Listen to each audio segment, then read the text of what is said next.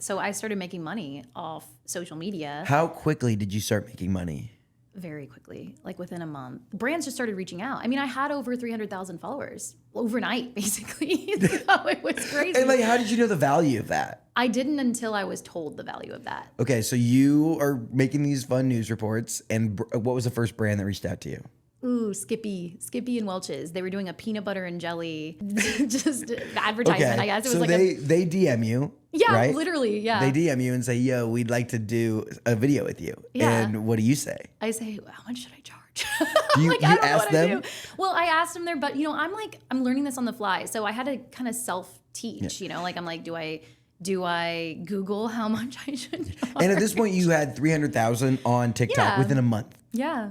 I think I had 300,000 within like a couple weeks. Like it was like, it went fast. And I think it's because I built that brand quickly. So I was like, I need at least I started making videos every day at that point of these mock news reports. And they were so easy for me to crank out because I'm a former news reporter. Yeah. So I was like, oh, this is easy. I can report on my kid and I can do a news voice. And I think because I was so good at the news voice, and I was doing stereotypical things that news reporters do. Yes, the shaking of the head and just the corny jokes that they make sometimes, and just the wordplay and being clever with how I phrased things was how people they just thought it was funny. They thought it was entertaining and they're like, I want to keep seeing these. So they would follow along. And it is uplifting and funny, and it's good content, but it's also using the skills that, like, I don't know if I could I know I could not. I could not just go out and make a good news video, like 90 seconds, because I'd have to take so much time studying all the like stuff that goes into it.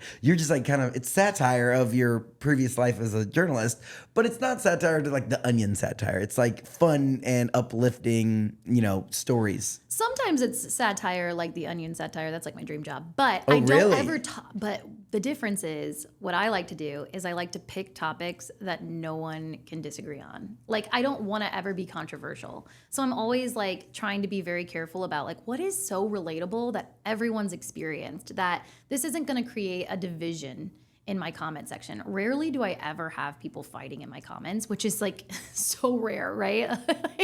So I like being that I brave. have like a tenth of what you have, and yeah, it's rare. Like all I hear is people complaining in my comments and calling me an idiot and telling me to move. They say mean things about me or like, whatever, you ignore that. But I'm talking about like, it never gets political. It never gets, it's never something controversial. It's always something silly. It's always something wordplay, dad jokes. You can't really, people might think that's dumb, but that's not, I don't consider that controversial if somebody says my content is dumb. But they're not fighting amongst themselves. It's not leaning a certain way politically. It's not leaning a certain way on a controversial topic. I guess you could kind of think that, I kind of take a knock, and it's not even a knock at gentle parenting. It's more a knock at my ability to gentle parent. There's a difference. So in my #1 viral video, I say, I tried gentle parenting and I completely suck at it. I'll keep trying. Back to you, and so I'm making fun of myself, basically saying, this is hard. It's hard to be a gentle parent, and that's the big trend, right? In some cases, people argued about whether gentle parenting was effective. But most of my videos are just silly. Yeah. Most of my videos are just, you take your kids to the beach and they've got sand everywhere. They got this, and it's just like relatable stuff that you would experience. And as it's a like kid. you get home, like you just tuck your kid in, you like open up Instagram to like get your 10 minutes of swipes in, and you see this, you're like, oh, she gets it.